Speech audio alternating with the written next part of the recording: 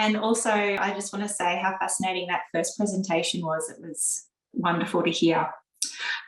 So, as you've heard, I'm Angela Wallbank. I've got my colleague, Dr. Herbert, here with me as well. And she's been instrumental in this process. So, my role has been to oversee the development of the Mitochondrial Donation Law Reform Bill, or MAVES law, in close consultation with the National Health and Medical Research Council, the NHMRC. Dr. Herbert is the director of the genomics policy team, and she worked directly on the development of the bill. Today, I'd like to provide you with a brief overview of the bill, focusing on the overarching purpose of the bill, the main features of the bill, where it's up to in passage through Parliament, and if the bill's passed, how it's likely to be implemented. So Australia currently prohibits the use of mitochondrial donation techniques for reproductive purposes under two acts, the Prohibition of Human Cloning for Reproduction Act and the Research Involving Human Embryos Act. The overarching purpose of MAVES law is to amend this existing legislation to address the prohibition in a narrow and cautious way. The bill enables mitochondrial donation techniques to be used in Australia, but only for the specific purpose of reducing the risk of transmission of severe mitochondrial disease from a mother to her child. The bill specifies which mitochondrial donation technique can be used for either lab-based research or clinical purposes under a tightly controlled regulatory and licensing framework.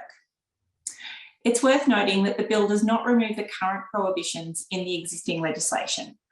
So rather, it provides an exemption to certain offences by allowing specified mitochondrial donation techniques to be used under a mitochondrial donation licence. In all other respects, the current prohibitions in the existing legislation remain unchanged. The bill also provides for the implementation of a robust regulatory framework to oversee the use of mitochondrial donation in Australia.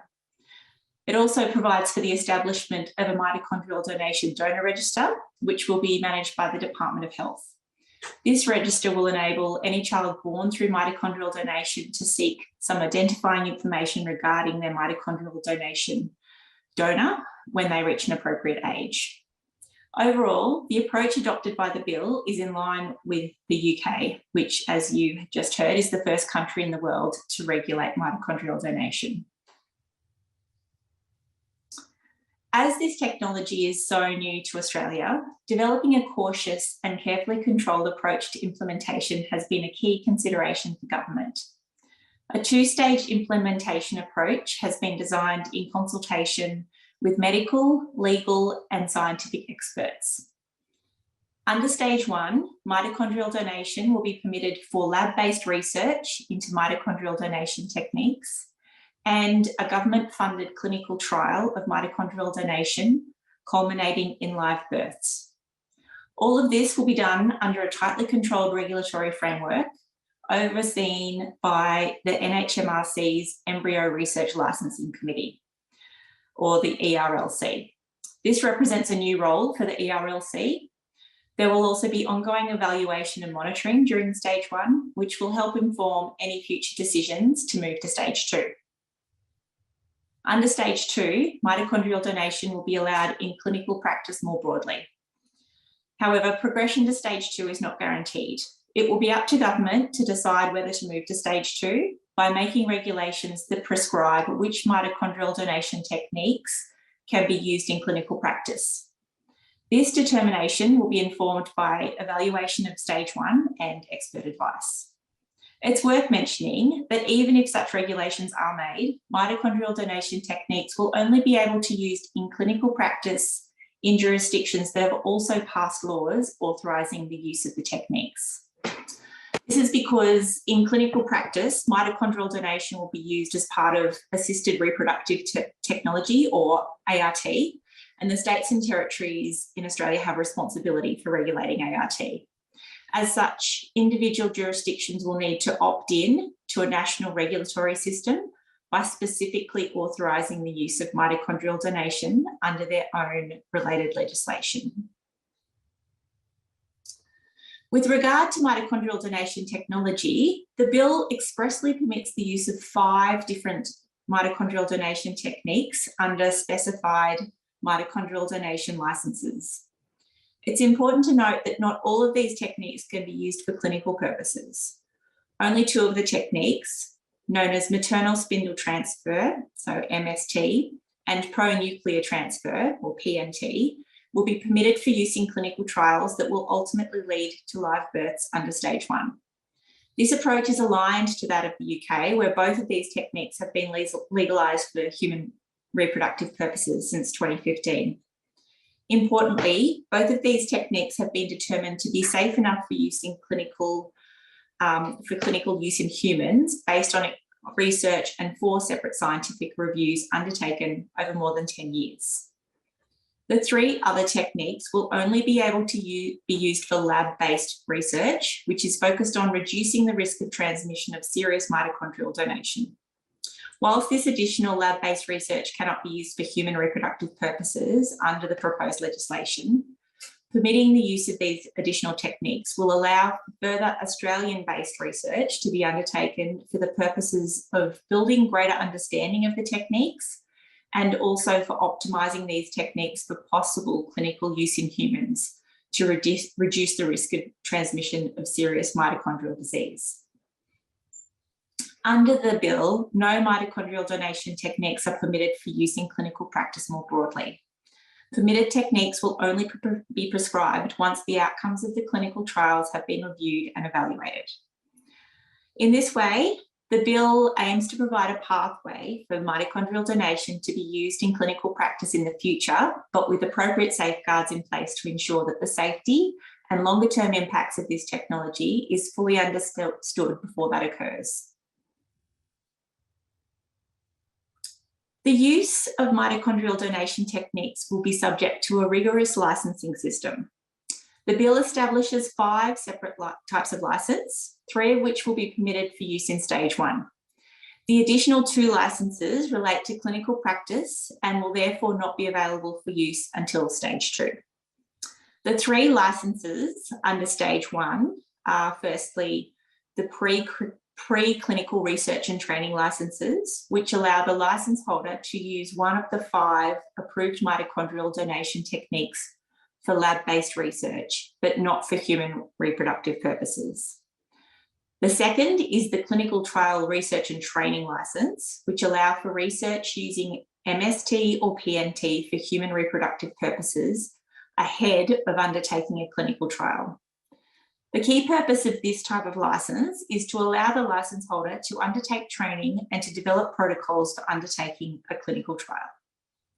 And thirdly, the clinical trial licence. So that will allow for the conduct of a clinical trial for human reproductive purposes. The trial will provide the opportunity to build the evidence base around the safety, efficacy and feasibility of offering mitochondrial donation in a broader clinical practice setting. The licensing regime will be administered by the NHMRC's Embryo Research Licensing Committee. So on to passage of the bill. The bill was introduced into federal parliament on the 24th of March this year. It's yet to be debated in the House of Representatives. As you may know, both the government and the leader of the opposition have announced that the bill will be subject to a free or conscience vote. This means that the Coalition and Labor Party MPs and senators can vote according to their own personal conscience rather than along party lines. The bill is progressing through the parliamentary process. It's being considered by the Senate Scrutiny of Bills Committee, the Parliamentary Joint Committee on Human Rights, and the Senate Committee Affairs Legislative Committee. We've not yet received confirmation as to when the bill will be debated. However, if this occurs and the bill is passed in the 2021 spring sittings, it's planned that stage 1 will commence in 2022. Implementation of stage 1 will commence with the establishment of the regulatory and licensing system. Work on this is already underway. Following the parameters set by the bill, the NHMRC and ERLC are currently developing the details around the application and assessment process. Once the bill is enacted into law, it will be the ERLC that has responsibility for assessing licence applications. I'll take a minute here to talk about the detail of the clinical trial licence stream in particular. How we envisage it working is that it will be a single organisation or a consortium selected to run the government-funded clinical trial. In order to receive a clinical trial licence, they will need to demonstrate that they have suitably experienced and qualified staff, suitable facilities, and appropriate clinical protocols in place. The commencement of the trial will mean that impacted couples could have access relatively quickly to mitochondrial donation for reproductive purposes. It's anticipated that a competitive grant opportunity will be advertised as a means of supporting the suitable organisation or consortium to deliver the government-funded clinical trial. An ability to facilitate access to people across Australia will also be a requirement. The grant funds are also intended to provide support to couples wanting to access the trial. The majority of costs associated with participating in the clinical trial, including travel costs, IVF treatment, and mandatory pre-treatment counselling, will be funded by the Australian Government. Some key features of the trial will include an initial research and training component to enable development of suitable patient and clinical protocols, the establishment of a clinical advisory committee to provide clinical advice and recommendations to the ERLC in relation to individual patient approvals, ongoing evaluation, monitoring and data collection, and ensuring that personal information about trial participants is protected. The bill includes protections that go beyond the normal protections under the Privacy Act.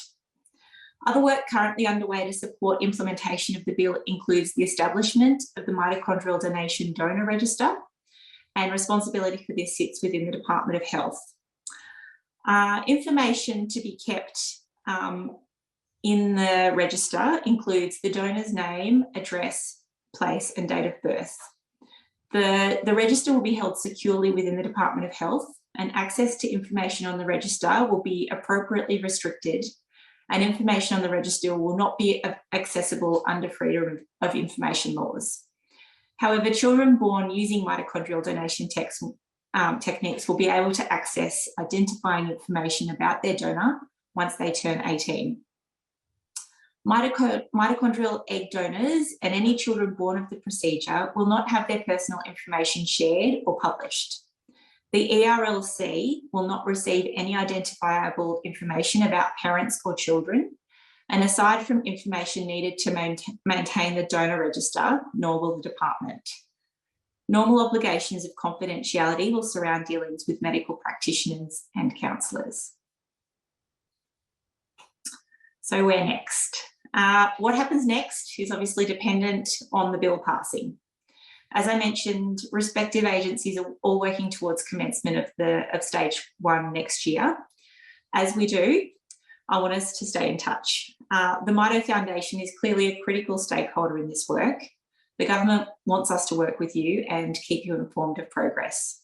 So I'd like to thank you for inviting us to participate in this symposium today, and we look forward to further dialogue in the future.